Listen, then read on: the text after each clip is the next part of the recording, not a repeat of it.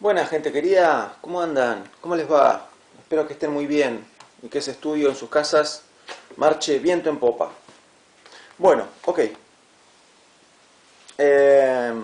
Estamos acá para seguir aprendiendo sobre posmodernidad, ¿sí? Para seguir estudiando a Lyotard, este autor tan difícil, pero, pero al que le vamos entendiendo lo que dice poco a poco, ¿no es cierto?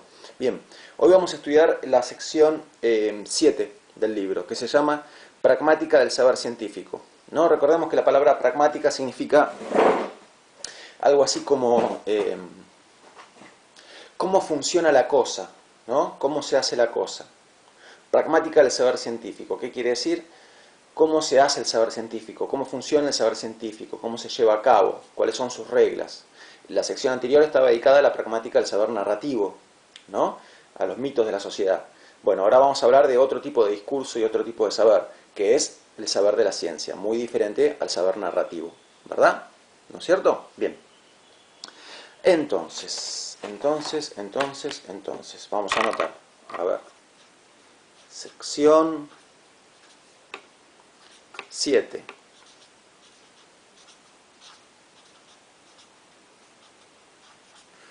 Pragmática del saber científico.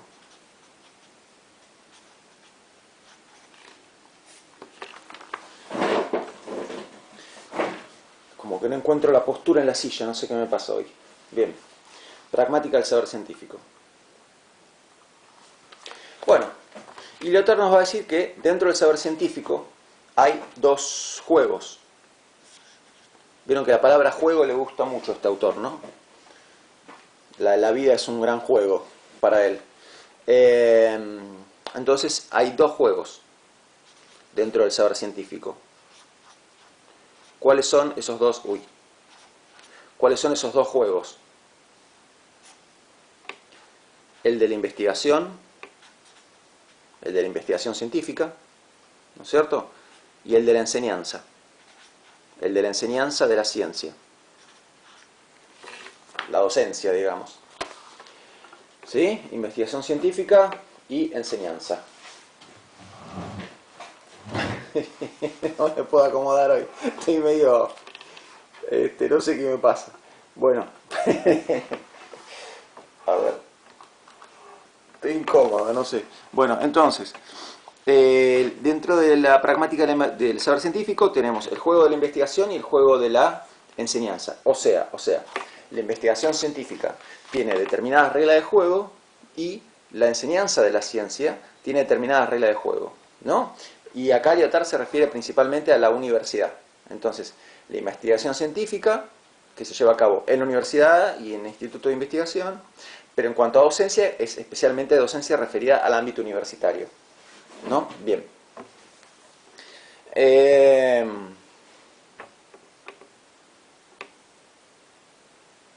Ok, bueno, entonces, vamos a hablar de investigación primero, ¿ok? Y después hablamos de la enseñanza. Entonces, vamos a tratar de entender cuáles son las reglas de juego de la investigación científica. Reglas de juego de la investigación científica, ¿no es cierto? Bien. Esta regla de juego, a ver, vamos a anotar. Investigación. Reglas de juego.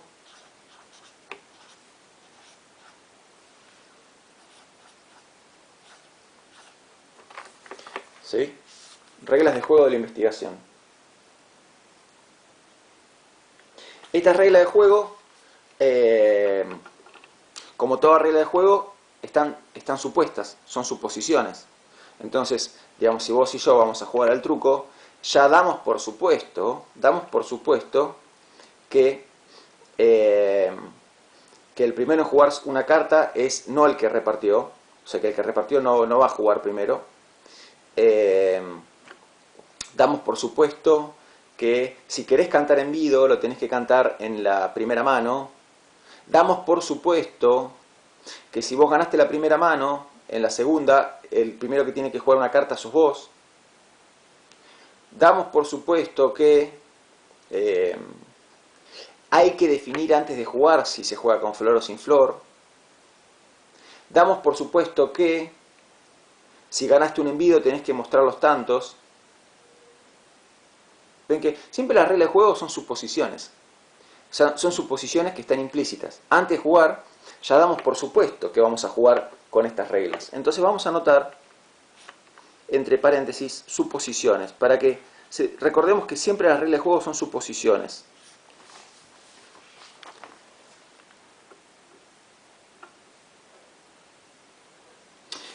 A ver, vamos a otra cosa, qué sé yo. Al ajedrez. Está supuesto que el caballo se mueve 2 y 1 o 1 y 2, bueno, que viene a ser lo mismo. Que pasa por encima de otras piezas, que el alfil se mueve en diagonal, que la torre se mueve derecho, etcétera, etcétera. Si vamos a jugar a, no sé, qué sé yo, el tatetí, está supuesto que cada uno dibuja una cruz o círculo por turno, que no, y no más que eso. O sea, siempre las reglas de juego están supuestas. Nadie que va a jugar al tatetí, antes de jugar dice, escúchame, jugamos haciendo de un círculo por vez, ¿verdad? Más vale, si no, no es tatetí. Nadie que va a jugar a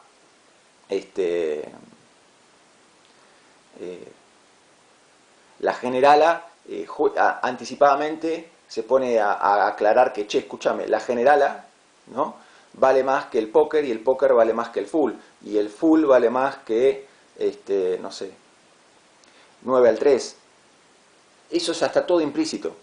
Si vamos a jugar ese juego, ya suponemos de antemano que todos conocemos esas reglas y que las vamos a respetar.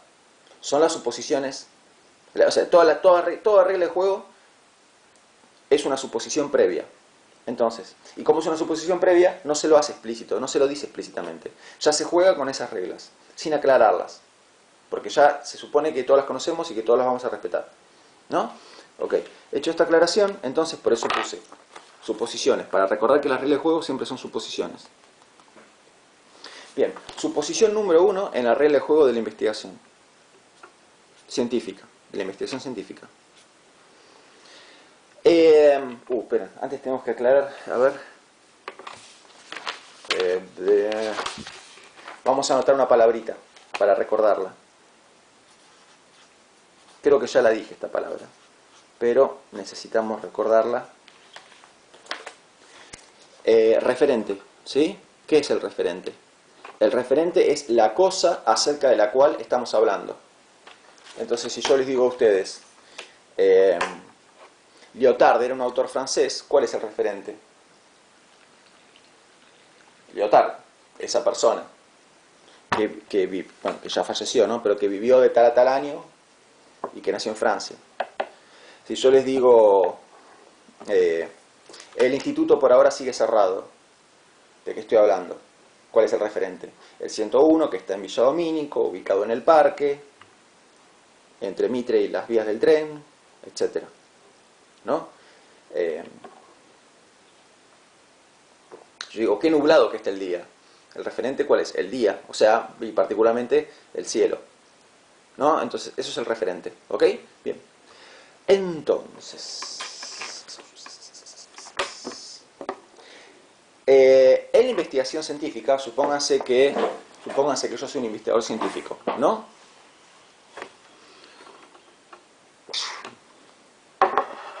Y yo digo que descubrí una droga que cura el coronavirus. Ok. ¿Cuál es la suposición número 1? Que estoy diciendo la verdad acerca del referente. ¿Cuál es el referente acá? La supuesta droga y el coronavirus. Entonces estoy hablando sobre esas dos cosas. Entonces, en la investigación científica, cuando un investigador habla, siempre está implícitamente supuesto que el investigador está diciendo la verdad acerca del referente.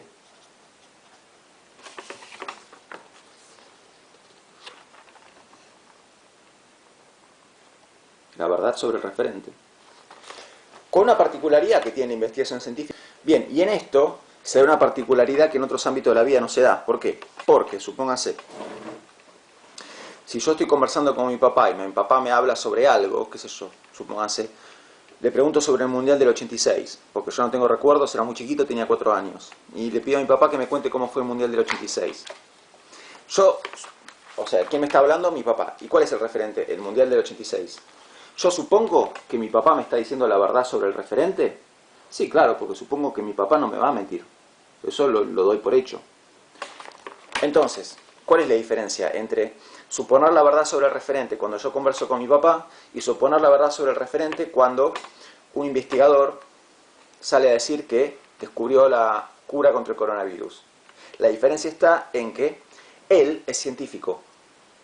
Entonces, ¿qué significa que algo es verdad en ciencia? Significa que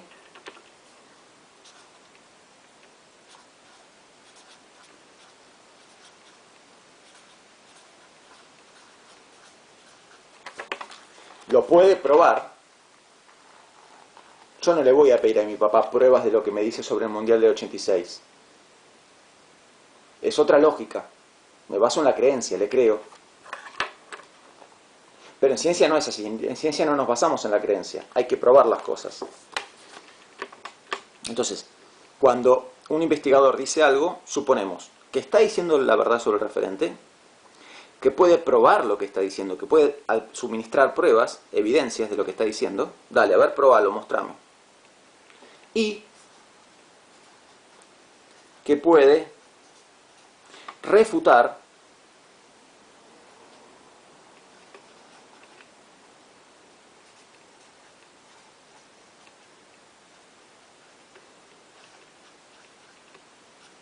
todo argumento que lo contradiga.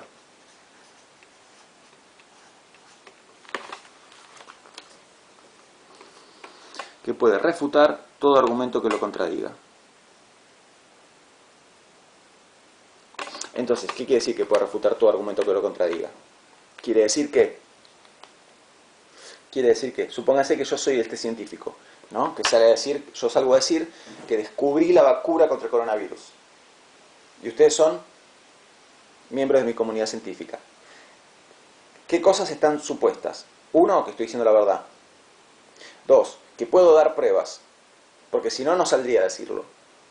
Y tres, que si alguien quiere refutarme, ¿qué quiere decir refutar? Refutar quiere decir mostrar que alguien está equivocado, ¿no? Entonces, si yo te refuto a vos en algo, estoy mostrando que no es cierto lo que decís. Eso es refutar. Entonces, estábamos en 3. Bueno, volvemos de vuelta. Está supuesto que yo digo la verdad sobre el referente. Está supuesto que yo puedo dar pruebas de lo que digo. Y está supuesto que si alguien trata de mostrar que yo estoy equivocado, puedo probarle a esa persona que el equivocado es él o ella. Entonces, que si alguien me trata de contradecir, yo puedo mostrar que esa persona es la equivocada, no yo. ¿Sí? Entonces, esto que Lyotard marca como la regla número 1 de la investigación científica está compuesta de estas 3 cosas. Suponemos que el investigador dice la verdad sobre el referente, que puede probar lo que dice, ¿sí? Y que puede refutar a todo aquel que quiera refutarlo. Que puede refutar a todo aquel que quiera refutarlo. O sea que si alguien quiere refutarme a mí, yo lo puedo refutar a él.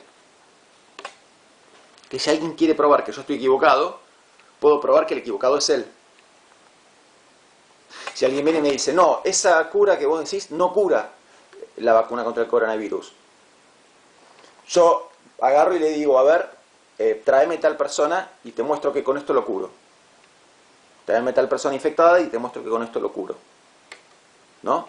Entonces, si alguien trata de mostrar que yo estoy equivocado, o sea, de refutarme, yo puedo probar que puedo refutar a todo posible refutador. ¿Ok? Bien. Bien. 2.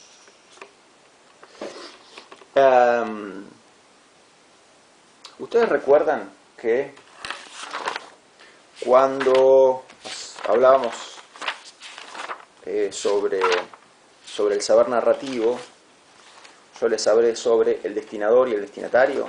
¿Se acuerdan de eso? A ver, vamos a hacerlo acá.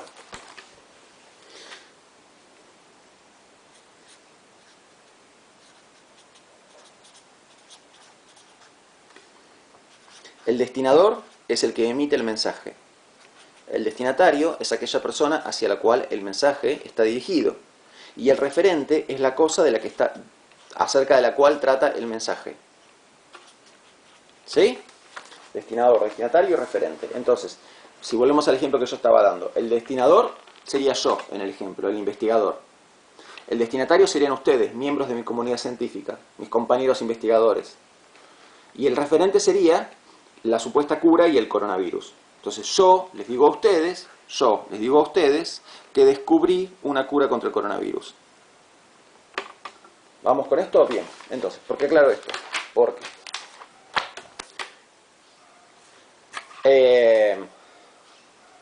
lo que dice esta regla 2 es que el destinatario, o sea, la persona a la cual se le comunica el mensaje, el destinatario puede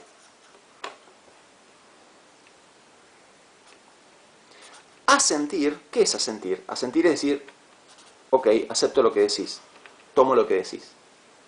O sea, imagínense que estamos, qué sé yo, discutiendo sobre, no sé, política. Y yo digo, fulano es un ladrón. Y vos decís, y sí. O haces así con la cabeza. Eso es asentir. Es expresar acuerdo con lo que el otro dice, ¿no? Entonces, el destinatario puede asentir o ¿qué? O discrepar.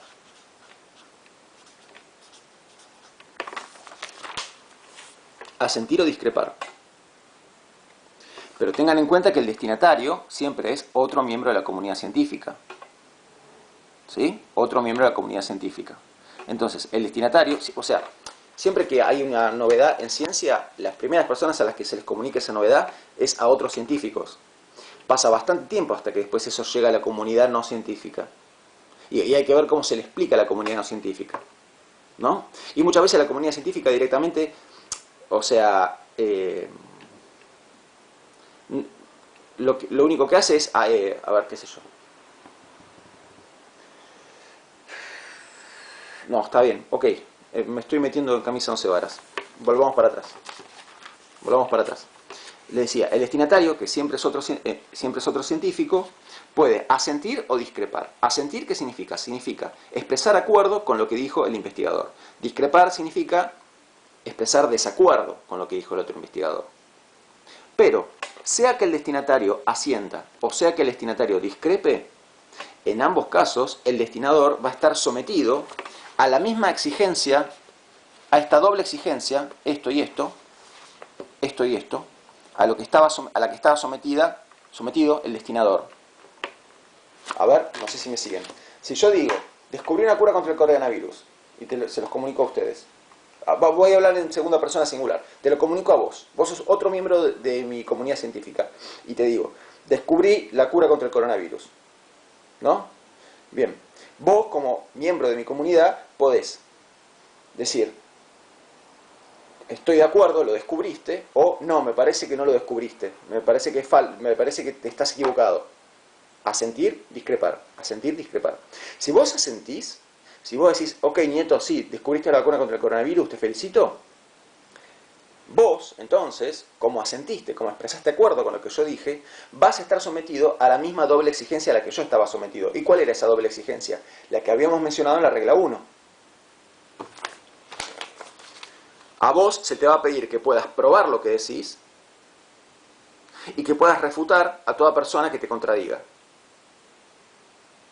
Entonces, esta doble exigencia, sí, cuando yo emito el mensaje, cuando yo como científico emito el mensaje, descubrí una vacuna contra el coronavirus, estoy, por el solo hecho de decirlo, estoy sometido a la doble exigencia de probar lo que digo y de refutar a todo aquel que me contradiga. Bueno, y vos, como miembro de mi comunidad, si aceptás lo que yo digo, automáticamente quedás sometido a esa doble exigencia.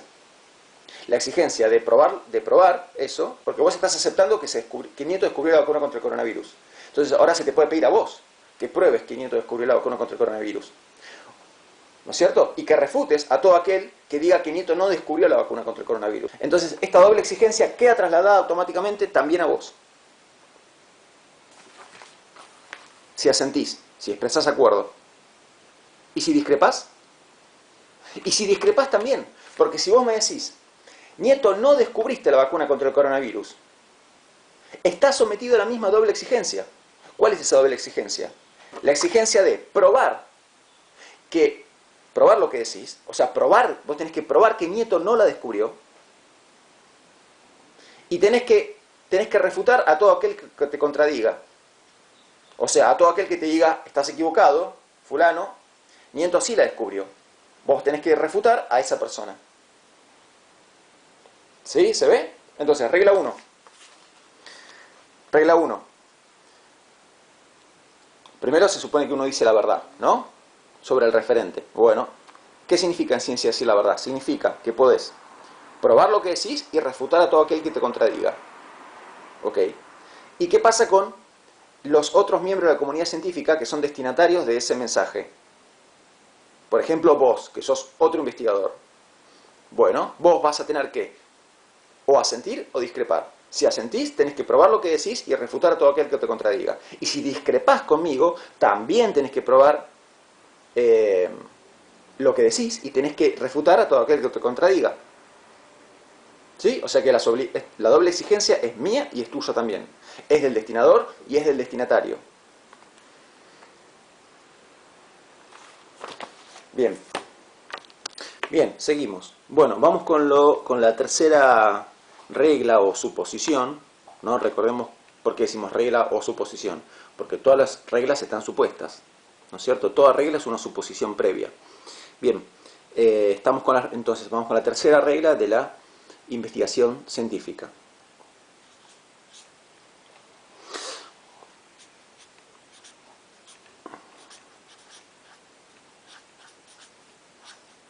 Nos va a dar un poco de trabajo esto, pero como todo, van a ver que, como todo lo que venimos viendo, van a ver que le vamos a encontrar la vuelta.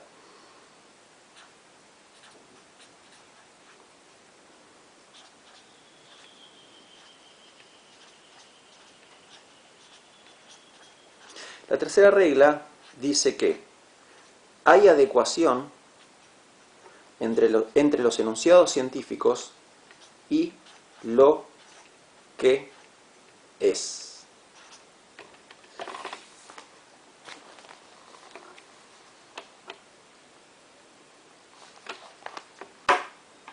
Si no entienden lo que está diciendo esta regla, está perfecto. No tienen por qué entenderlo en esta instancia. Vamos a darle unas vueltas, vamos a explicarlo, para que entonces sí se pueda entender. Entonces, si tenemos los enunciados científicos, por un lado,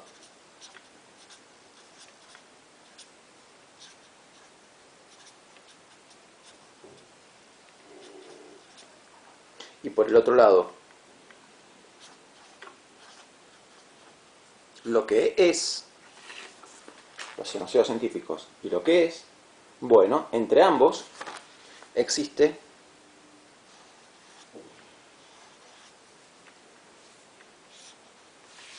adecuación.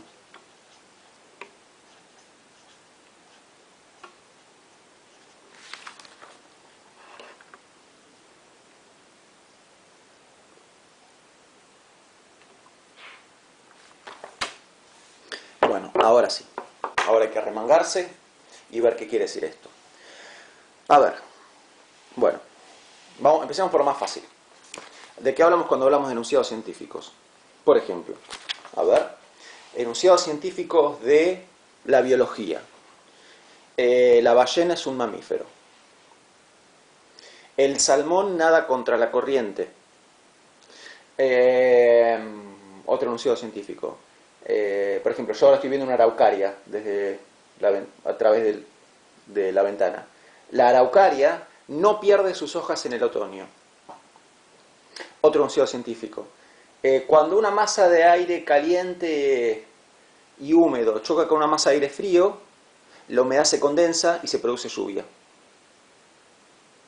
Otro enunciado científico. si se mezcla, si se le agrega hipoclorito de sodio al agua y se revuelve, se forma una solución salina. Otro enunciado científico. En el planeta Tierra los objetos caen con una aceleración. En el planeta Tierra los objetos caen con una aceleración de 9,8 metros por segundo al cuadrado. Otro enunciado científico. A los 0 grados de temperatura el agua se congela. Ven que estoy tirando enunciados de la biología, de la física, de la química. Vamos a tirar un enunciado de la matemática. 7 es un número primo. Vamos a dar un enunciado de otra ciencia, como puede ser, qué sé yo, la psicología. La terapia de la exposición gradual, que es un método terapéutico, tiene un 70% de efectividad para curar la fobia. No me acuerdo cuál es el porcentaje de efectividad, pero tiene un porcentaje de efectividad. Es un tipo de terapia, exposición gradual. Bueno, otro día si quieren les cuento en qué consiste, ¿no? Pero es una terapia que se puede usar para la fobia y que tiene un porcentaje comprobado de efectividad. No me acuerdo el porcentaje, pero póngale 70%. Vamos a tirar otro enunciado. A ver, un enunciado del ámbito de la computación. Un byte está compuesto de 8 bits. Bueno, todos enunciados científicos. Todos esos son enunciados científicos. ¿Está bien? Les tiré ejemplos de diferentes ciencias. De la informática, de la matemática, de la psicología, de la biología, de la física y de la química. Y podemos seguir con todas las ciencias. Estamos hasta mañana. ¿Sí? No, ni siquiera hasta mañana, por el resto de la vida. Hay miles y miles de enunciados científicos. Bueno, ¿ok? Esos son enunciados científicos. Recuerden que siempre los enunciados científicos son denotativos, denotan. Había enunciados denotativos, interrogativos, imperativos, etc. Pero la ciencia emite enunciados denotativos, solamente denotativos. Ok. Bueno, y ahora, acá lo que nos mata es esta expresión, lo que es, que en realidad es una expresión común en el ámbito de la filosofía, ¿no? Dentro de la gente que estudia filosofía no necesita aclaración esta frase, o sí, bueno, qué sé yo, pero bueno, vamos a tratar de explicar lo que es. A ver, primero la frase es rara, porque el verbo es, habitualmente nosotros lo usamos en conjunto con otra cosa. O sea, supónganse, yo digo, no sé, el mate es rico, ¿no? Entonces, uno dice la palabra es y a continuación algo que viene, que en gramática se llama predicativo subjetivo, ¿no? Entonces, el mate es rico, no digo el mate es, sino que se espera que diga algo a continuación. Yo puedo decir, no sé, fulano es un gran jugador, pero no fulano es. O sea, yo supóngase, Messi es un gran jugador, pero no si digo Messi es como que nadie me va a entender, ¿no? Entonces ven que el verbo ser habitualmente lo acompañamos de otra cosa, Y acá el autor lo está usando sin acompañarlo de nada. Lo que es. Bueno, esto en filosofía es común, y bueno, como esto no es la carrera de filosofía, hace falta hacer una explicación al respecto, una aclaración al respecto, ¿sí? Y allí vamos. De la manera en que el autor está usando la palabra es,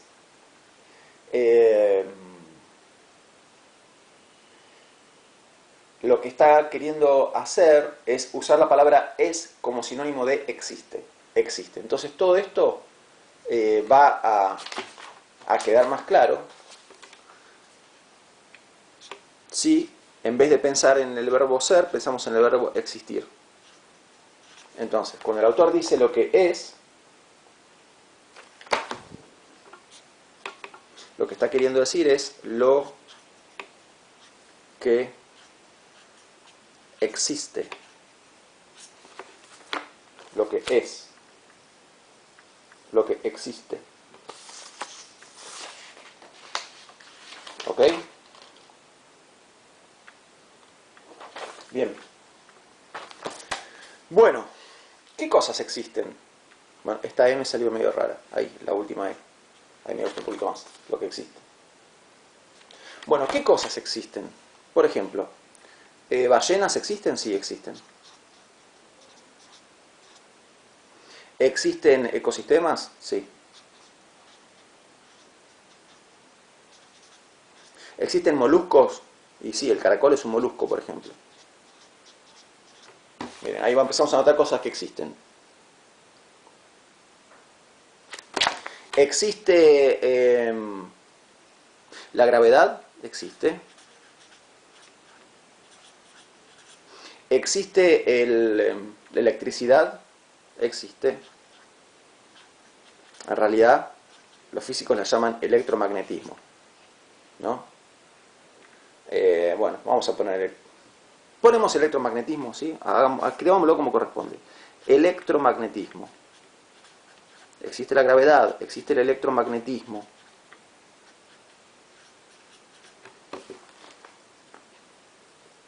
Ahí está electricidad tachado, ¿no? Gravedad, electromagnetismo. Existe qué sé yo, el ácido sulfúrico existe.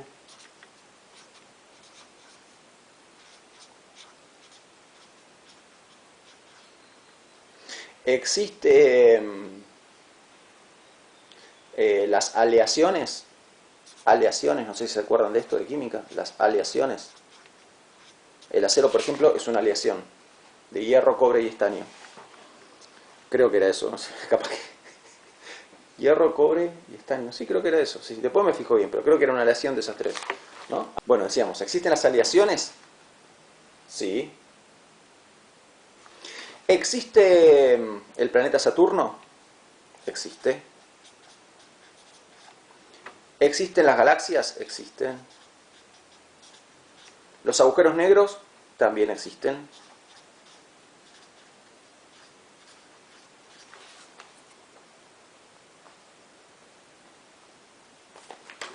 ¿Existen las fobias? Existen. ¿Las obsesiones? También. ¿Qué más? ¿Qué otras cosas existen? ¿Existen los triángulos? Existen. ¿Las multiplicaciones? También.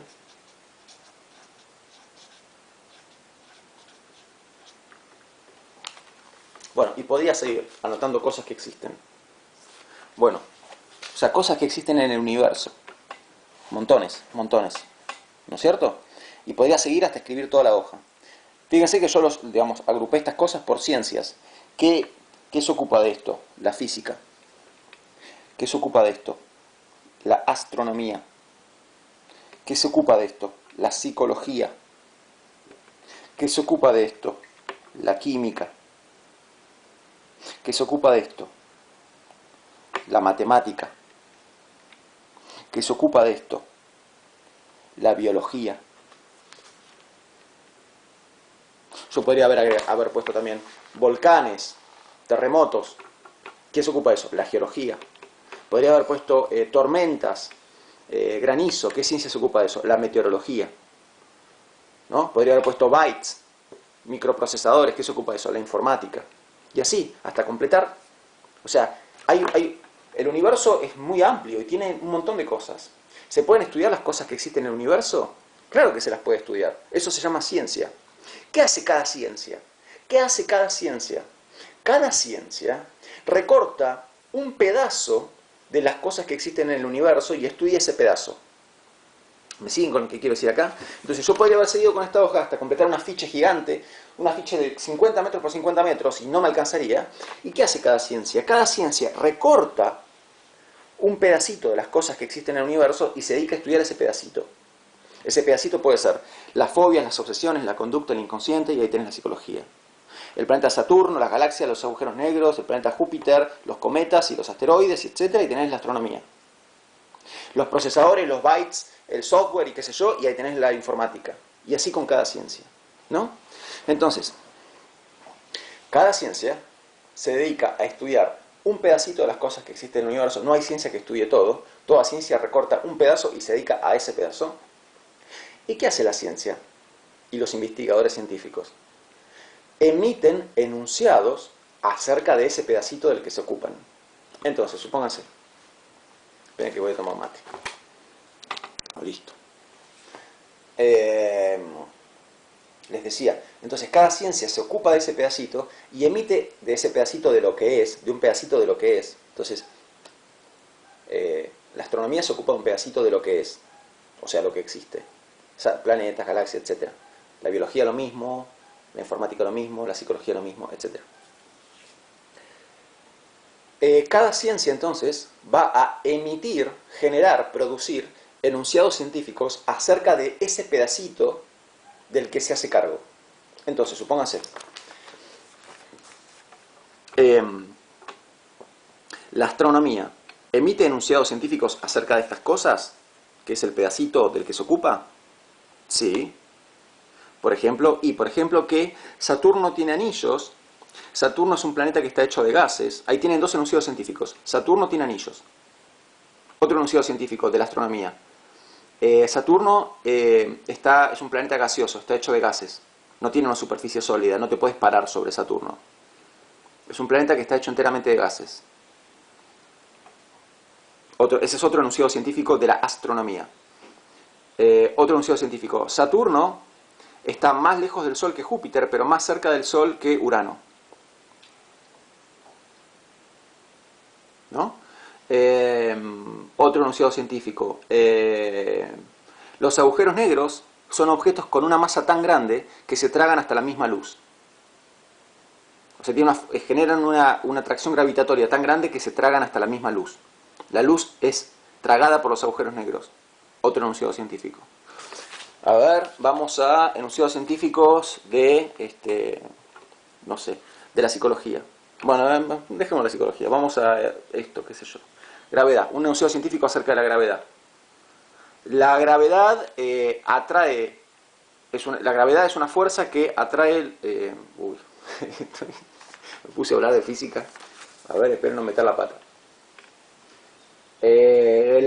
Cada objeto ejerce una atracción gravitatoria hacia los demás objetos y esa atracción gravitatoria es proporcional a la masa del objeto.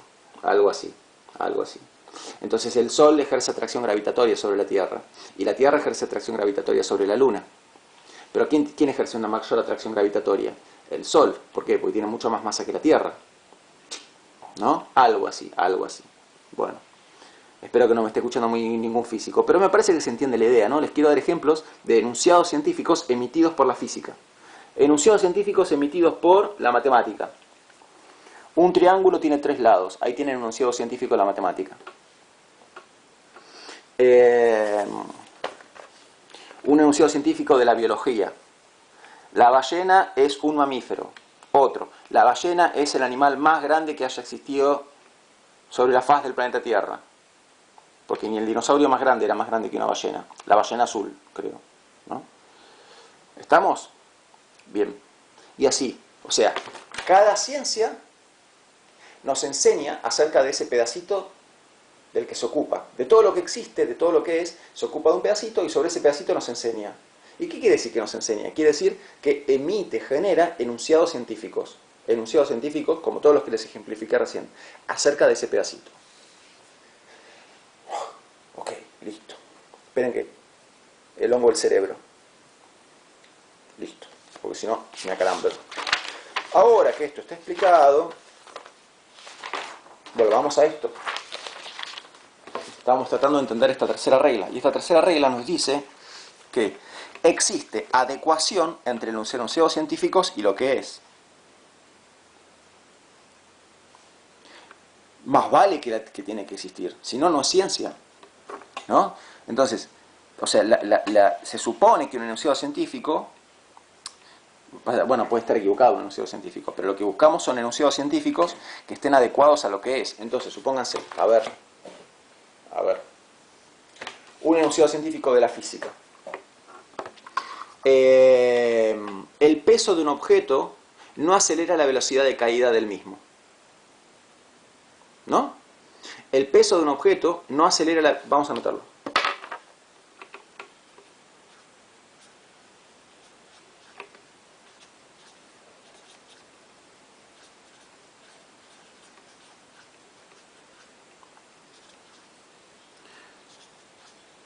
el peso de un objeto no aumenta su velocidad de caída.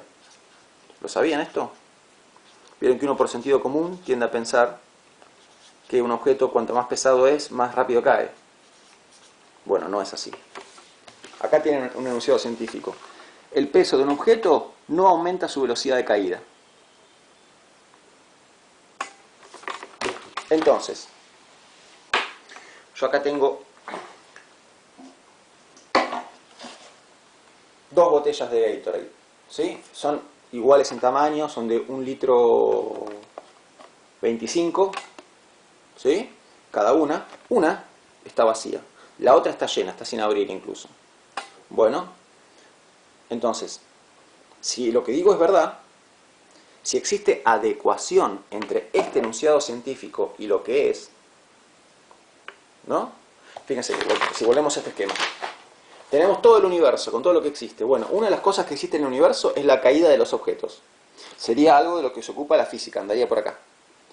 Bueno, estamos queriendo decir algo acerca de este pedacito. ¿Qué estamos queriendo decir? No estamos hablando de el electromagnetismo, por ejemplo. Estamos hablando de algo relativo a la gravedad. Vamos a decir una cosita acerca de la gravedad. ¿Y cuál es? Que el peso de un objeto no acelera su velocidad de caída. No altera su velocidad de caída. Si lo que digo es verdad, si existe adecuación entre este enunciado científico y lo que es, si existe adecuación entre este enunciado científico y la realidad, entonces, cuando yo suelte estas botellas, deberían bajar a la misma velocidad. Vamos a ver qué pasa.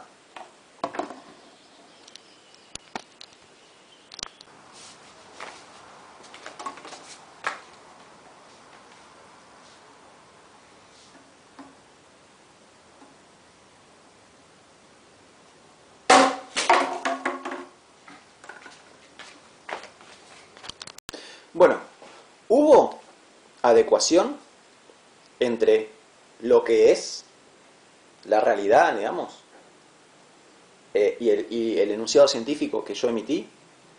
Hubo adecuación, había adecuación. Bien, bueno, más vale que no fui yo el que descubrió eso, eso me lo enseñó un profesor en la secundaria. Entonces, ¿qué acabamos de... ¿Qué hicimos ahí? Mostramos que había adecuación entre este enunciado científico y lo que es, la realidad. Había adecuación. Pero, ¿cómo fue que mostramos que había adecuación? ¿Qué hicimos concretamente para mostrar que había adecuación entre el enunciado científico que dijimos y la realidad, lo que es, lo que existe? ¿Qué hicimos para mostrar que había adecuación? Lo que hicimos fue suministrar una prueba. La prueba fue el video que yo les mostré, ¿no? Que de hecho no lo grabé recién, les hice trampa, lo grabé ayer porque estuve practicando en el balcón, ¿no? Bueno, pues no se lo llegan a nadie, ¿no? Pero bueno, hasta que lo estuve practicando, ¿por qué? Porque fui buscando diferentes objetos, dónde pararme para que se viera. Bueno, cuando me salió bien, ahí listo, lo dejé. Pero el punto es, ese video que yo les mostré recién, de mí soltando las botellas, se supone que es la prueba. Entonces, esta palabra es muy clave. La prueba. Yo les di la prueba de que existe adecuación entre esto y esto.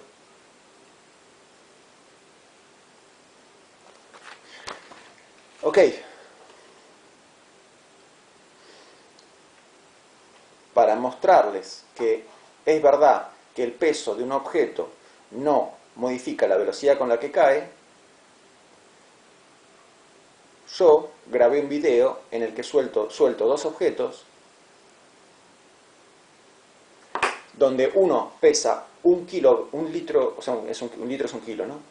1,25 kilo más que el otro, y sin embargo no cayó antes que el otro, porque este no cayó antes que este. Bien, bueno, ahí les demostré lo que dice el enunciado. ¿O no? ¿Lo probé? El punto es, Acá alguien me podría hacer una pregunta que no me la van a hacer, así, o sea, y si esto hubiera pasado en la clase, esta pregunta no me la van a hacer, pero me la podrían hacer. Ustedes me podrían haber preguntado, ¿y cómo sé yo, nieto, que eso que vos diste constituye una verdadera prueba? ¿Cómo sé yo, nieto, que la prueba que vos diste verdaderamente prueba lo que pretende probar?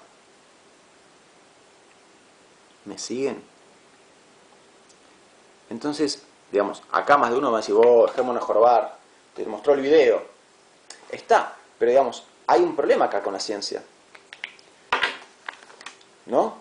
¿Qué nos garantiza que la prueba que dimos, cada vez que un científico dice algo, busca probarlo? Bueno, pero ¿qué nos garantiza? Que esa prueba realmente está probando lo que pretende probar. Uy, Dios mío, en la que nos metimos, ¿no? O sea, ¿por qué? Porque, no sé, si volvemos a la cura del coronavirus, yo puedo decir, mira, agarré y a 1000 personas infectadas les di la cura y se curaron a las 24 horas, estaban espectacular. Así que está probado. Y vos me podés decir, ¿y cómo sé que eso verdaderamente lo prueba? Podría haber sido, por ejemplo, una casualidad que se curaron. Como podría haber sido una casualidad que estas 2 botellas cayeron al mismo tiempo. ¿Podría haber sido una casualidad? Podría ser que si yo ahora agarro las botellas de vuelta y las voy a tirar, caiga esta muchísimo más rápido que la otra. Uy, no, pará. Es como que, pará, nieto. ¿Sí? La prueba. O sea, una prueba científica realmente prueba lo que pretende probar. Ya está, no le dé más vuelta. Está buscando el pelo al huevo. Ya está, corta, nieto. Bueno, pero ya sé que ustedes me pueden decir eso, pero bueno, es un problema filosófico que tiene la ciencia. Acá hay un problema filosófico de la ciencia. Es un verdadero problema filosófico, porque es un problema del cual la ciencia no se puede ocupar por sí misma. Es un problema que desborda la ciencia, es un problema filosófico. ¿Qué nos garantiza que una prueba científica realmente prueba lo que pretende probar? Bueno, ok. Y en este punto, entonces, lo que nos dice Lyotard es que, a ver, vamos a anotar la pregunta clave acá.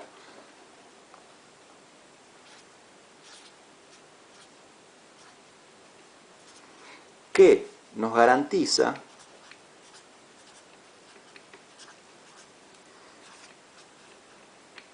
que una prueba científica realmente prueba lo que pretende probar?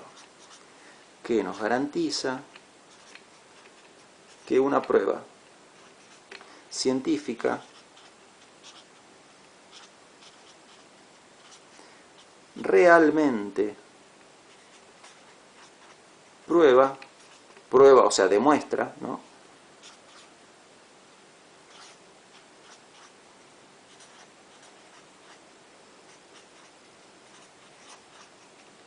lo que pretende probar?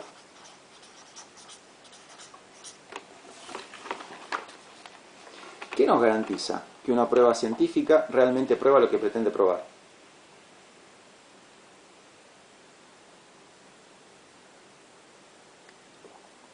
Recuerden, ¿de dónde viene esta pregunta?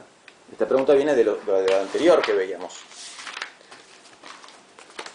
A ver, se supone que hay adecuación entre los enunciados científicos y lo que es. ¿Cómo sabemos que hay adecuación? Lo sabemos por la prueba.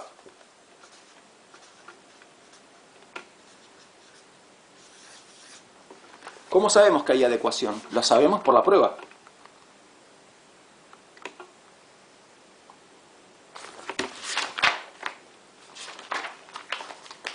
Pero ¿qué nos garantiza que esa prueba es una verdadera prueba? ¿Qué nos garantiza que esa prueba realmente está probando lo que pretende probar? ¿Qué nos garantiza que el video que yo les mostré realmente prueba que el peso de un objeto no hace que caiga más rápido? Bueno, y acá es cuando Lyotard nos dice que, en verdad, lo que hace la ciencia es, seguimos con las suposiciones. La ciencia tiene 2 suposiciones frente a esto.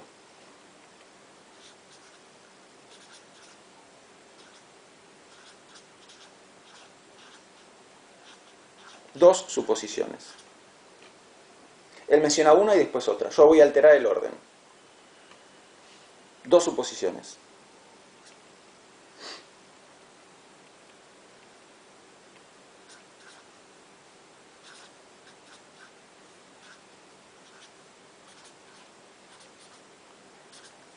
No sé si estas son las palabras que él usa.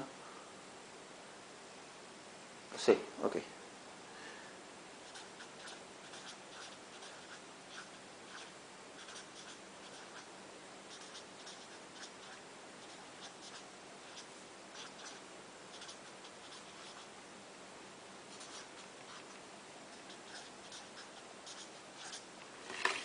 La ciencia supone, o sea, lo toma como suposición, que lo que es, o sea, lo que existe, no va a suministrar o proporcionar pruebas contradictorias. Parece una pavada esto, pero no lo es, ¿eh? O sea, yo por ejemplo ahora estoy con una contractura muy fuerte en la espalda. Ayer me tomé un medicamento que tiene meloxicam, que es un analgésico, y Pridinol, que es un miorelajante. Bien, para que ese medicamento estuviese a la venta y yo pudiese ir a una farmacia y comprarlo, ¿qué hace falta? Hace falta que esté probado que tiene efectividad. ¿Y cómo se prueba eso? Se prueba con investigaciones. ¿Ya se hicieron? Sí, ya se hicieron, si no ese medicamento no estaría a la venta. Y el laboratorio no tendría autorización para producirlo y comercializarlo. ¿Y cuál es esa investigación que lo demostró? Bueno, no sé cuál es, pero digamos, supónganse, sería algo así. Este medicamento se utilizó en 5.000 personas que estaban contracturados, como Nieto, que estaban contracturados, se les dio este medicamento y entonces mejoraron. Y yo podía contestar, bueno, funcionó en esas 5.000, podría no funcionar en otras 5.000. ¿Me captan? O sea, yo lo que estoy... ¿Por qué no podría pensar uno que una droga que es antiinflamatoria podría no ser antiinflamatoria? Podría ser... O sea, ¿cabe la posibilidad de que una droga antiinflamatoria sea a veces antiinflamatoria y a veces no sea antiinflamatoria? A ver, por ejemplo, agarro un vaso con agua. Quiero mostrarles que la sal se disuelve en el agua. Entonces agarro un vaso lleno de agua, una cucharada de sal, la tiro en el agua y revuelvo. Y vemos cómo se disuelve.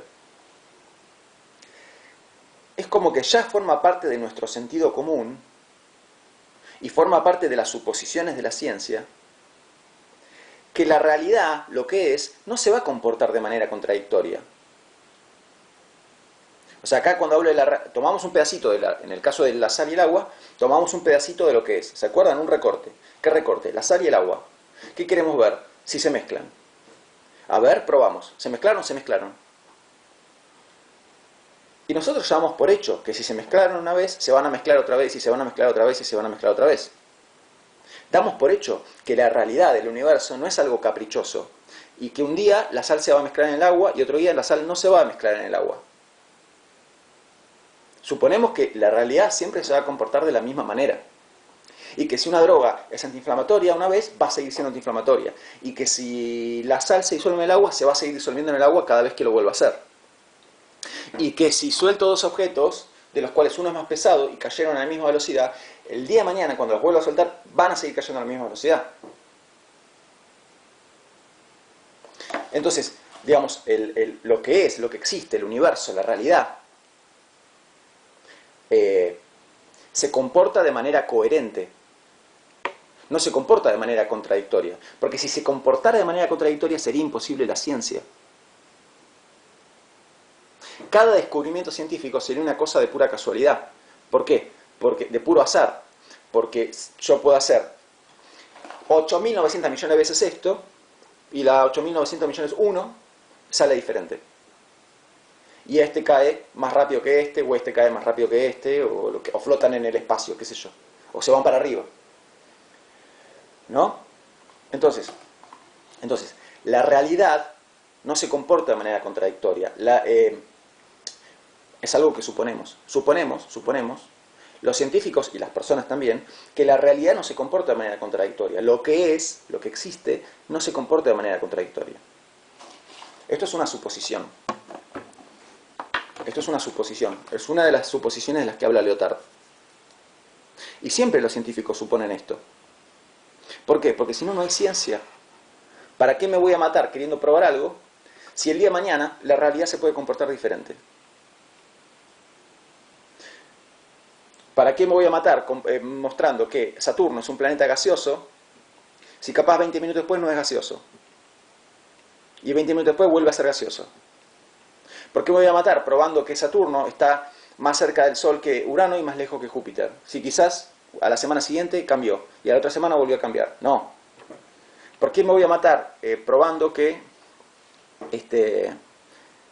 no sé, que un desplazamiento de las placas tectónicas genere un terremoto si, no sé, si un desplazamiento de tal magnitud termina generando un terremoto, si el día de mañana un desplazamiento de la misma magnitud no genera un terremoto? No. O sea, se supone que la realidad siempre se va a comportar igual y que algo que una vez probamos se va a seguir repitiendo.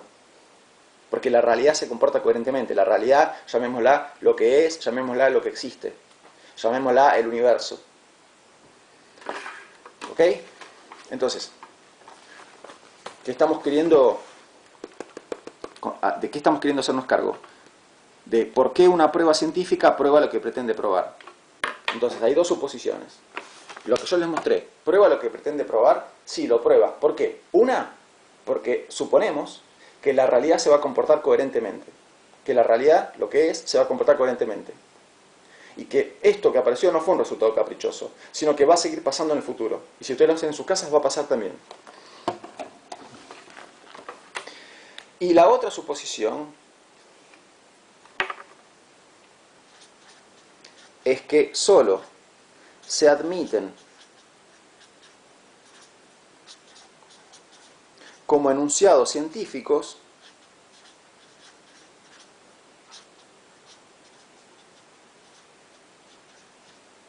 aquellos cuyo referente pueda someterse a prueba.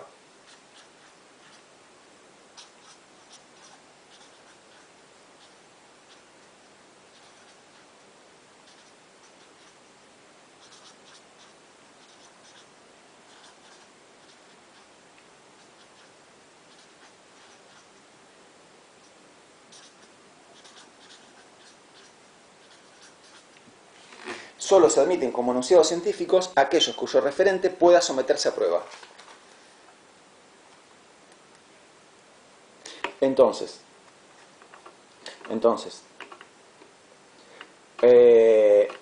vamos al enunciado científico que yo anoté. ¿Dónde lo anoté? Acá. ¿Sí? El peso de un objeto no aumenta su velocidad de caída. Acá tiene un enunciado científico. ¿Puede someterse a prueba? Sí. Agarro dos objetos y los suelto y veo qué pasa. Uno de más peso que otro. Y veo qué pasa.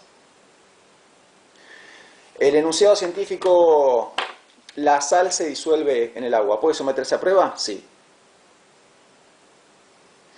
Si yo digo, qué sé yo. A ver, veamos si inventamos, qué sé yo. Imagínense que yo el día de mañana salgo a decir, soy científico y digo, tal cosa cubre el HIV. ¿Se puede someter a prueba? Sí, se hace la prueba y vemos qué pasa.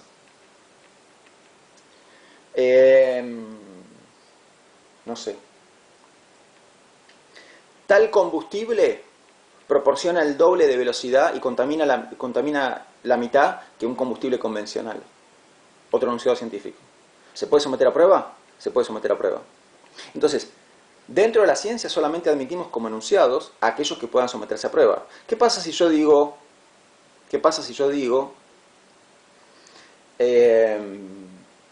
Dios gobierna en el cielo? Ese es un enunciado. Es un enunciado que además es denotativo. ¿Qué pasa si yo digo, Dios gobierna en el cielo?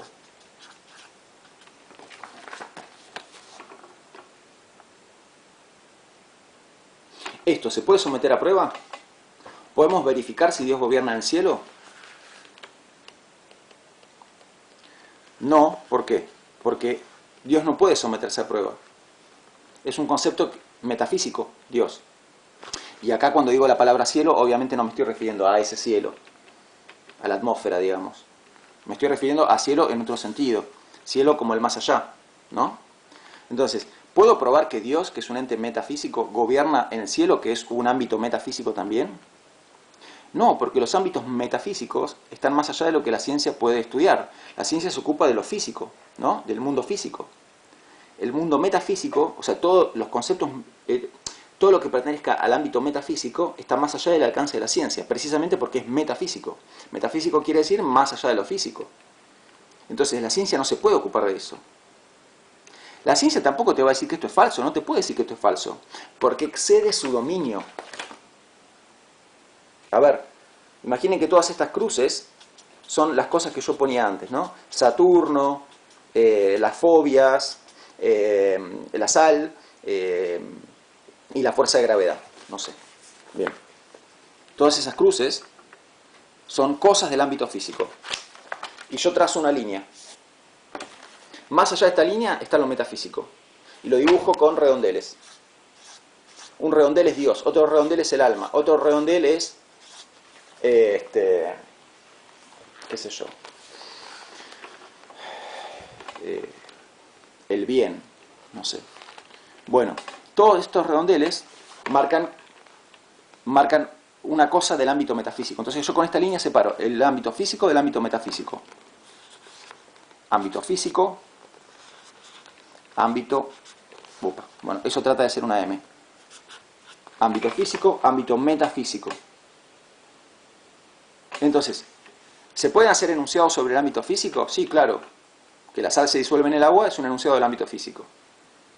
¿Se puede decir que el Espíritu Santo es parte de la Santísima Trinidad? Se puede decir, es parte del ámbito metafísico. El Espíritu Santo, decía, es parte de la Santísima Trinidad. Eso es un enunciado metafísico, denotativo. Ambos son denotativos. Que la sal se disuelve en el agua es un enunciado denotativo y el referente es la sal y el agua. Es un enunciado denotativo sobre el ámbito físico. Y si yo digo el Espíritu Santo es parte de la Santísima Trinidad, ¿es un enunciado denotativo? Sí, porque el referente es el Espíritu Santo y la Santísima Trinidad. Pero es un enunciado del ámbito metafísico. Ok, los enunciados denotativos del ámbito físico ¿pueden someterse a prueba? Sí. ¿Y los enunciados denotativos del ámbito metafísico pueden someterse a prueba? No. Entonces, ahí viene la regla, la segunda regla que yo les acabo de decir. Que solo se admiten en la ciencia enunciados que puedan someterse a prueba. Los enunciados metafísicos no se admiten en la ciencia, no forman parte del ámbito científico, porque no pueden someterse a prueba. No hay manera de ver, no hay manera de comprobar, de verificar si la Santísima Trinidad, eso no es parte si el Espíritu Santo, eso no es parte de la Santísima Trinidad. Si Dios gobierna o no gobierna en el cielo. Es algo que excede el poder de la ciencia, excede el alcance de la ciencia. Por más que la ciencia extienda sus brazos, solamente llega a agarrar cosas físicas. No llega a tocar lo metafísico. Excede su capacidad. ¿Ok? Bien. Bueno, entonces ahí tenemos las reglas que gobiernan, las reglas de juego de la investigación científica. Entonces, recapitulando. ¿Qué reglas tenemos? Primera regla, que cuando se emite un enunciado científico, ese enunciado dice la verdad acerca del referente.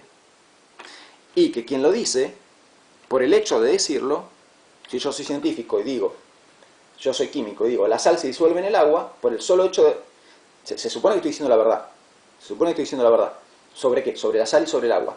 Y se supone también, por el hecho de ser yo un químico, que puedo probar lo que digo y refutar a todo aquel que me contradiga. Y si vos sos un químico de mi comunidad científica y aceptás lo que yo digo, entonces estás obligado también, regla número 2, a probar lo que decís y a refutar a todo aquel que te contradiga. Pero si vos no estás de acuerdo con lo que yo digo, también tenés que probar lo que decís y refutar a todo aquel que te contradiga. Esto es una obligación de los científicos. Regla número 3, hay adecuación entre los enunciados científicos y lo que es. Hay adecuación. Coinciden los enunciados científicos con la realidad, lo que es, lo que existe. ¿Cómo sabemos que coincide? Porque lo probamos. Esto genera un problema para la ciencia. ¿Cómo sabemos que la prueba prueba lo que pretende probar? ¿No? Acá. ¿Qué nos garantiza que la prueba prueba lo que pretende probar? Que cada vez que un científico haga una prueba, esa prueba realmente está demostrando lo que el científico dice. ¿Cómo sabemos? Y en realidad, lo que hace la ciencia frente a esto es tomar una doble suposición, asumir una doble suposición. ¿Cuál? Que la realidad se comporta de manera coherente, que la realidad no es caprichosa, digamos, que siempre va a dar los mismos resultados la realidad, que siempre se va a comportar igual, que lo que es, lo que existe, siempre se va a comportar igual, la realidad, lo que es, lo que existe, vienen a ser sinónimos, y que solamente admitimos como enunciados científicos aquellos de los cuales se pueden dar pruebas, porque si no, no podemos hacer ciencia. ¿No? Lo cual excluye, por ejemplo, conceptos metafísicos. No podemos emitir enunciados científicos sobre conceptos metafísicos. Ok, bien. Esto con respecto a las reglas que gobiernan la investigación científica. Vamos a las reglas que gobiernan la enseñanza. Un segundito que me tomo otro mate. Bueno, bien, ok. Entonces, explicamos cuáles son las reglas de juego para la investigación científica. Vamos ahora a las reglas de juego para la enseñanza de la ciencia. Y lo primero sobre lo cual nos llama la atención Lyotard, y es algo que a mí como que me hizo caer la ficha, me generó como un clic, es que la enseñanza de la ciencia es un complemento necesario de la investigación científica, indispensable. Entonces la investigación científica necesita de la enseñanza. ¿Por qué? Porque imagínense lo siguiente. Imagínense que el día de mañana, no sé, un físico determinado hace la física en este momento está un poquito estancada, ¿no? Como ciencia. Entonces imagínense que el día de mañana un descubrimiento, un físico, qué sé yo, no sé, canadiense, hace un descubrimiento inesperado en la física, un gran descubrimiento, ¿no? Bueno, ok, ¿qué le vamos a pedir? Que lo pruebe, obvio, que lo pruebe. Siempre en ciencia hay que probar las cosas. Bueno, y para probarlo, ¿qué va a hacer? Y nos va a mostrar cosas con aparatos raros y nos va a hacer un montón de cuentas matemáticas que yo no voy a entender, nosotros no vamos a entender en el pizarrón. El punto es, para probarlo, ¿qué necesita? Necesita de otros físicos. Porque los que van a decir, los que van a determinar si eso quedó verdaderamente probado, son otros físicos de la comunidad de los físicos. Yo no estoy calificado para decir si el tipo verdaderamente logró probar lo que dice. ¿Se me sigue? Si el día de mañana alguien en biología da una prueba de que la mitocondria no sé qué cosa y no sé qué cosa. Bueno. Ok. ¿Yo estoy en condiciones de decir si es verdad lo que dice o no? No. Nosotros no estamos en condiciones porque no somos biólogos. ¿No es cierto? Entonces la investigación requiere de que haya una comunidad de pares. Y para que haya una comunidad de pares tiene que haber de pares científicos, ¿no? O sea, cada descubrimiento científico necesita de una comunidad científica ante la cual probar ese descubrimiento. ¿Qué hace falta para tener una comunidad de científicos? Hace falta formar científicos. Bueno, entonces hace falta la formación, ¿no? Y acá hay algo importante, hay dos cosas, hay dos cosas. Una medio que ya le estamos diciendo, que es que los que determinan si el enunciado quedó suficientemente demostrado son la propia comunidad. Entonces, la comunidad científica, si yo soy el investigador acá, ¿no? El investigador que presenta un nuevo descubrimiento, ¿quiénes determinan si lo que yo digo queda verdaderamente demostrado? Mis pares de la comunidad científica. Pero además de determinar si lo que yo digo está suficientemente probado, mis pares de la comunidad científica también son los que deciden si yo soy competente en la ciencia que practico o no soy competente en la ciencia que practico. ¿Por qué? Porque si no me consideran competente, ni siquiera van a hablar de mi investigación. No van a citar mi trabajo, no me van a mencionar. El científico que dirige tal revista sobre física no va a publicar mi artículo. Cuando haga falta, no sé, cubrir un cargo en la universidad, no me van a llamar. Entonces ven que la comunidad de científicos decide dos cosas. Una, si las pruebas suministradas verdaderamente prueban el enunciado novedoso, si prueban el descubrimiento en cuestión. Y dos, si la persona que pretende haber hecho este descubrimiento es una persona competente en la ciencia que practica o no es una persona competente. ¿Sí? Bien. Ok.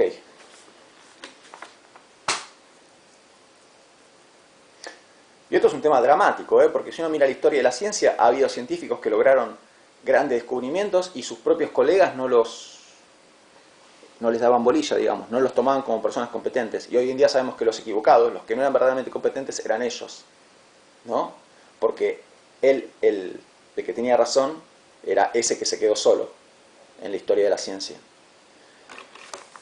Ven que la ciencia parece que no, pero está atravesado por cuestiones sociales, cuestiones humanas también, ¿no? Como toda actividad humana. Uno habitualmente piensa que la ciencia es pura objetividad y así debiera ser, pero la realidad dice, a veces la realidad dice un poquito lo contrario, a veces, no siempre. Bueno, entonces, esto como aclaración preliminar, ¿sí? La investigación científica necesita de la existencia de una comunidad de pares. Porque son esos pares los que van a determinar si un nuevo descubrimiento está suficientemente probado, suficientemente demostrado, y deciden también si la persona que pretende haber hecho ese descubrimiento es una persona competente en la ciencia que practica. ¿Ok? Bien. Hecha esta aclaración preliminar, vamos a hablar de cuáles serían las reglas que gobiernan la enseñanza de la ciencia. ¿No? La enseñanza de la ciencia está gobernada también por ciertas reglas, que son supuestas, implícitas, como toda regla. Bien, como primera regla, Lyotard nos marca algo que es como bastante obvio, ¿no? Que se supone que el destinatario es la persona a la cual se le transmite el mensaje, ¿no? Entonces, si esto es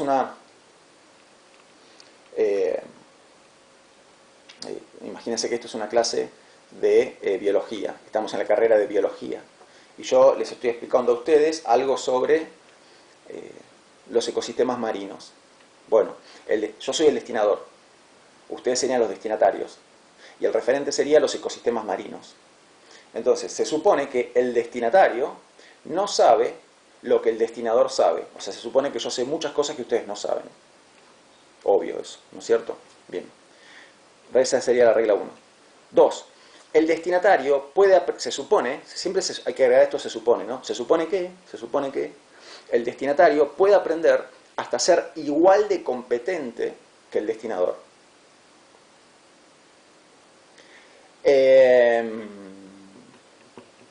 Entonces, si esta es la carrera de biología, se supone que el propósito de esta enseñanza es que ustedes lleguen a ser igual de competentes en biología que yo, que soy el profesor de ustedes en biología.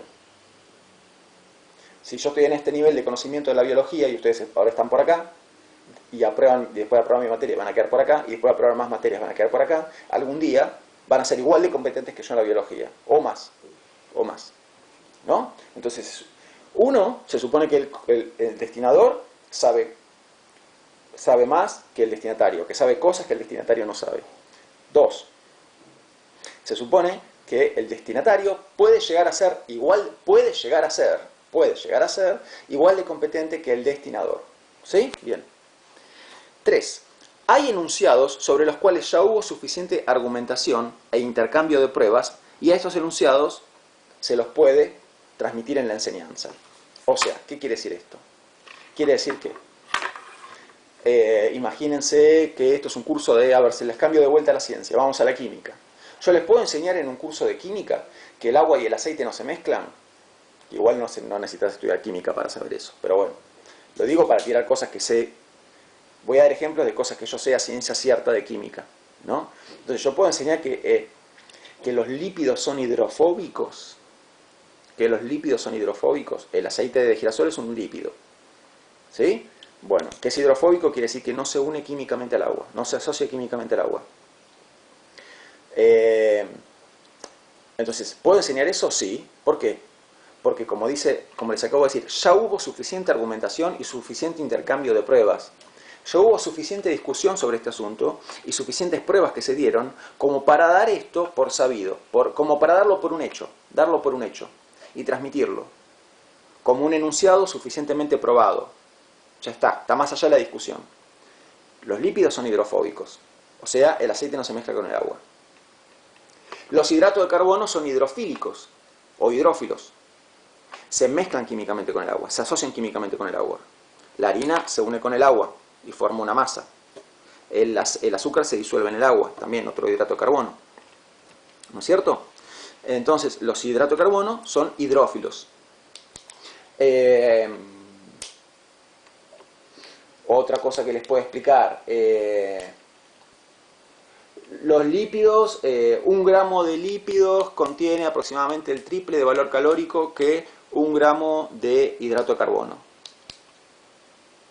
También, eso está suficientemente probado, así que se lo puedo enseñar. El punto es, de todas las cosas que estudia la química, algunas ya están suficientemente probadas, ya son suficientemente discutidas y suficientemente probadas como para que se las pueda enseñar. Hay otras cosas de la química que todavía están en discusión. Bueno, esas son las cosas que habitualmente no se las enseña, o se las deja a último lugar, o sea, como última cosa para enseñar, o se lo menciona nada más. Pero digamos, en general, lo que se toma como objeto de enseñanza son aquellos enunciados que ya están suficientemente probados, ¿no? Y ya hay unos cuantos enunciados suficientemente probados. Esos son los que uno transmite.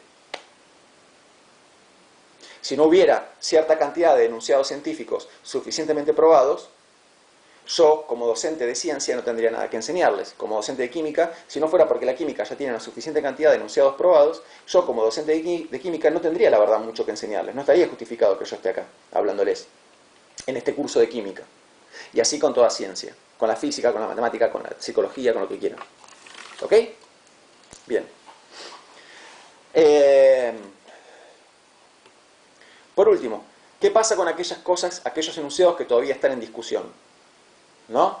Bueno, aquellos enunciados de los cuales todavía no se sabe si son verdaderos o no. Aquellos enunciados de los cuales todavía no se sabe si son verdaderos o no. Bueno, al aprendiz se lo puede hacer partícipe de esto, ¿no? Si el docente es investigador, si el aprendiz ya aprendió todo lo que ya está probado, lo que ya está demostrado, ya lo aprendió, ¿sí?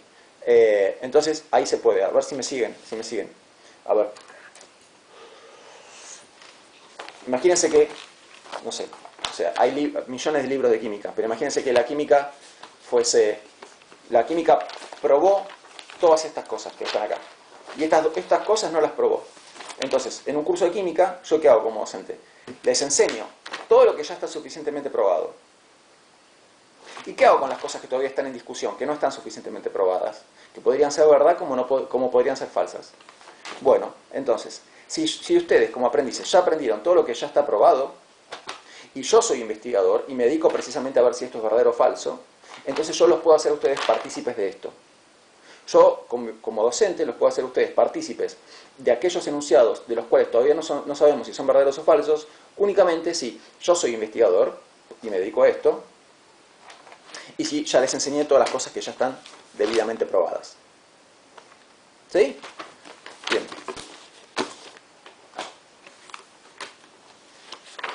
Bueno, luego, ya vamos a poco terminando con esta sección.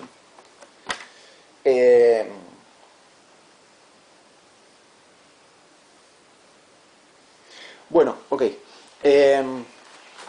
Lyotard fíjense que esta sección se dedicó al saber científico.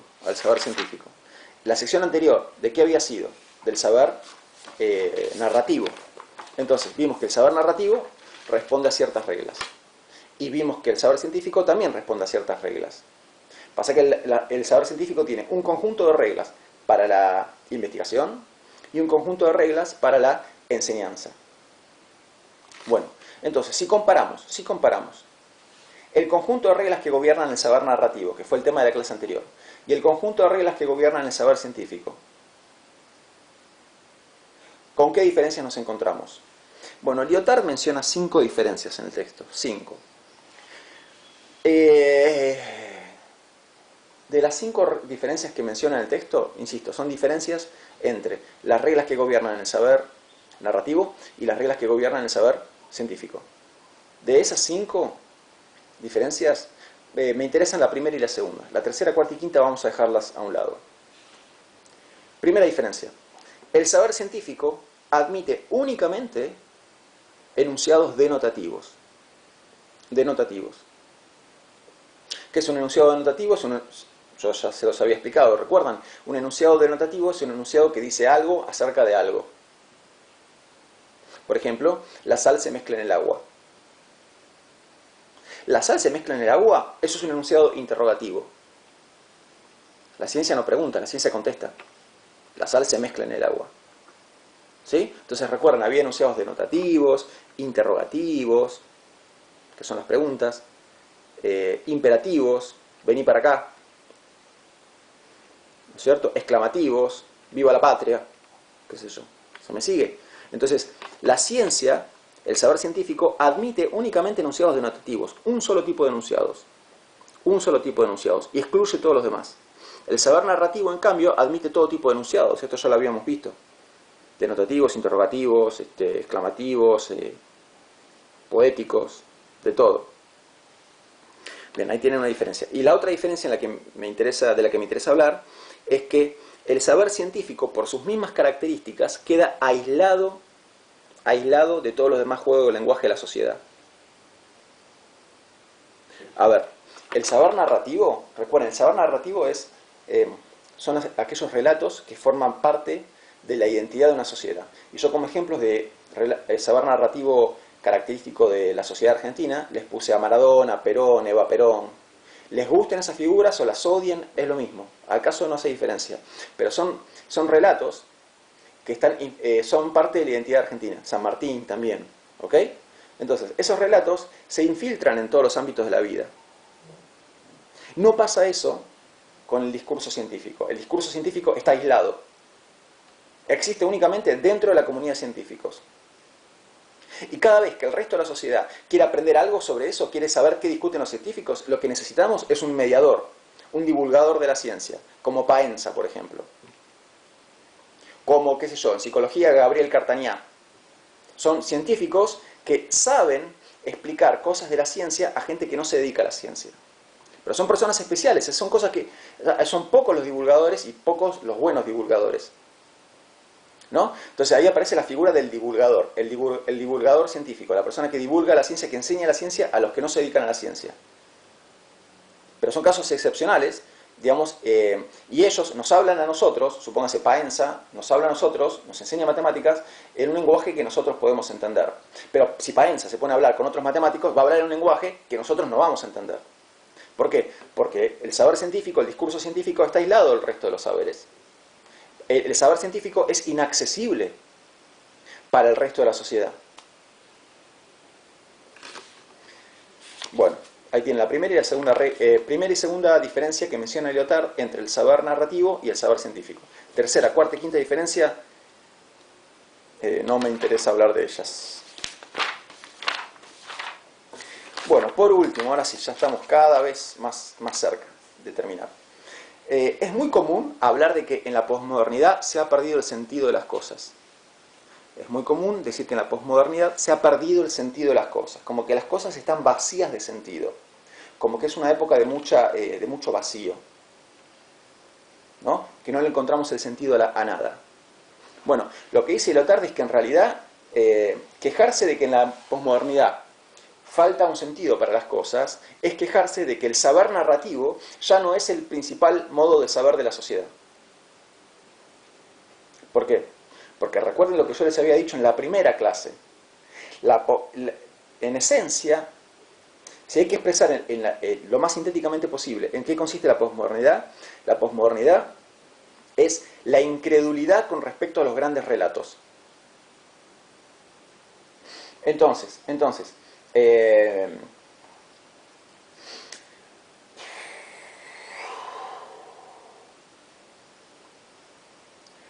cuando el saber narrativo es el principal modo de saber en una sociedad, cuando el saber narrativo es el principal modo de saber de la sociedad, quiere decir que cada actividad que lleva a cabo la sociedad, la docencia, la investigación, el trabajo, las artes, todo forma parte de ¿qué? De un gran relato, un gran cuento. Todo se integra en ese cuento. ¿Ese cuento cuál puede ser? Por ejemplo, el cuento sobre, no sé, cómo nos independizamos en cierto momento y construimos una gran nación. Y nos proyectamos para ser un faro que ilumina el mundo, qué sé yo. O sea, eso sería un ejemplo de un gran relato que nos involucra a todos. Esto es lo que no existe en la posmodernidad. No hay un gran relato que nos involucra a todos. Porque se perdió la creencia en ese gran relato. Porque el saber narrativo en la posmodernidad no es el principal modo de saber. Hasta la Segunda Guerra Mundial era el principal modo de saber. Las potencias que se enfrentaron en la Segunda Guerra Mundial, cada una tenía su gran relato. Los franceses con su gran relato sobre cómo ellos son los que derribaron la monarquía y trajeron la luz de la razón. Los rusos con el gran relato sobre cómo el proletariado logró finalmente derrotar a la monarquía e instalar un sistema socialista verdadero. Los japoneses con su gran relato sobre el imperio del Japón, que qué sé yo, que qué sé cuánto. Bueno, cada nación tenía su gran relato, ¿no? Y cada miembro de la sociedad se sentía parte de ese gran relato. Los japoneses dentro de su gran relato, los franceses dentro de su gran relato, los rusos dentro de su gran relato, y así cada país. Bueno, y los alemanes con un gran relato que ya sabemos cuál es. Ok, ese gran relato no existe más en la posmodernidad. Entonces, ¿cuál viene a ser la pérdida de sentido de la posmodernidad? Que, a ver, supóngase, ¿no? Si yo fuera ruso y estoy explicando esto, mi actividad de docencia se instalaría, encontraría su lugar dentro de un gran relato. ¿Cuál es el gran relato? La Unión de Repúblicas Socialistas Soviéticas, la Unión Soviética. Este es un país socialista que constituye la primera instancia histórica de un país enteramente gobernado con un sistema socialista donde cada persona recibe lo que necesita, y esto se logró gracias a derrotar al zar, que tenía un imperio. ¿Y cómo se lo derrotó al zar? Con la unión de todos los trabajadores. Entonces yo aporto mi trabajo a esta gran cosa que es la Unión Soviética, y al aportar mi trabajo aporto a todos, ¿no? A todos. ¿Por qué? Porque yo a su vez recibo algo de todos, ¿no? Entonces, esto no es capitalismo. No es que si yo tengo tanta plata puedo comprar un paquete de fideos. Yo voy y el paquete de fideos me lo dan. ¿Por qué? Porque hay otro que hace lo mismo que yo hago. Trabaja para hacer el paquete de fideos, porque los paquetes de fideos hacen falta para la Unión Soviética, para lograr esta gran cosa. Y la docencia también hace falta. Entonces ven que hay un gran relato sobre por qué yo estoy acá enseñando esto en la Unión Soviética, ¿no? En un relato más de tipo racional, supóngase que sería el relato del iluminismo, yo lo que estoy haciendo acá es transmitir la razón y arrojar luz sobre la ignorancia, ¿no? Porque la razón nos permite emanciparnos y salir de nuestra infancia como humanidad, que es lo que dice Kant, en que es el iluminismo. En fin, o sea, estos son ejemplos de grandes relatos. Bueno, ok, eso no existe más en la posmodernidad. Entonces, ¿por qué enseño yo? Y acá es donde muchos dicen, bueno, no hay un sentido de por qué enseñar. ¿Se acuerdan de ese yo estoy remitido a mí mismo? Esa frase que decía Lyotard, que yo les mencioné. En la posmodernidad, cada uno está remitido a sí mismo. Entonces yo enseño ¿por qué?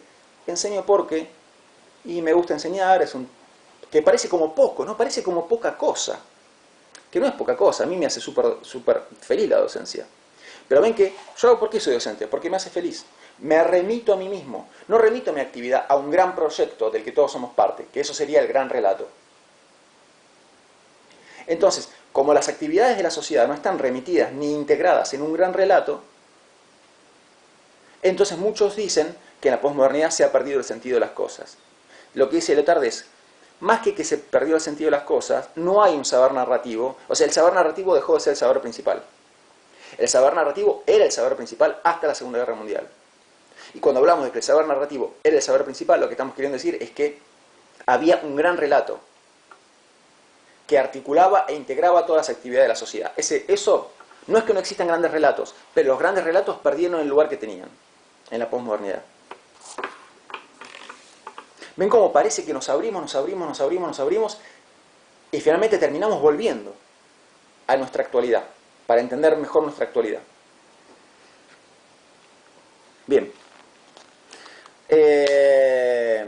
Bueno, después dice que algunos también pretenden que el saber científico proviene del saber narrativo. A él le parece algo incoherente, ¿no? No voy a meterme mucho más en eso. Y después, por último, una cosa interesante es ver, analizar cómo se llevan entre sí el saber narrativo y el saber científico. El saber narrativo tiene cierta actitud de tolerancia hacia el saber científico. ¿Por qué? Porque, supónganse, desde el punto de vista del saber narrativo, a ver, ¿qué ejemplo les puedo dar?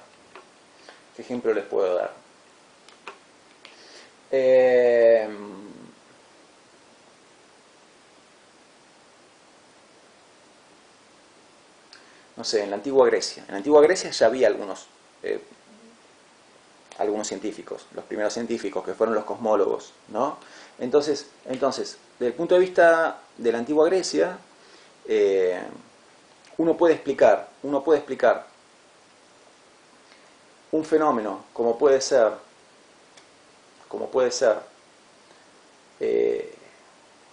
la lluvia a partir del saber narrativo. Entonces llueve porque Zeus se enojó y provocó una tormenta, ¿no? Entonces, desde el punto de vista del saber narrativo, llueve porque Zeus se enojó y provocó una tormenta.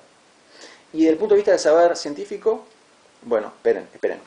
Si yo creo en el saber narrativo, entonces yo voy a tomar mi explicación como la principal. Llueve porque Zeus se enojó y produjo una tormenta. Y si vos sos científico, sos un griego científico, y me venís a decir, pero llueve en verdad porque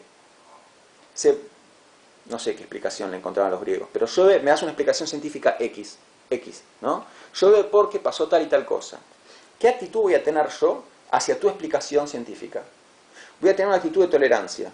Lo voy a aceptar, voy a decir, bueno, está bien. Para vos llueve, lo voy a como relativizar, Para vos llueve porque pasa tal y tal cosa en el cielo. Para mí llueve porque Zeus se enojó y produjo una tormenta. Entonces el saber narrativo tiene cierta actitud de tolerancia hacia el saber científico. ¿Y el saber científico tiene esa misma actitud de tolerancia hacia el saber narrativo? No, para nada. Para el saber científico, el saber narrativo es un saber salvaje, primitivo o qué sé yo. Es un saber que sería mejor que no existiera, digamos, ¿no? Desde el punto de vista científico.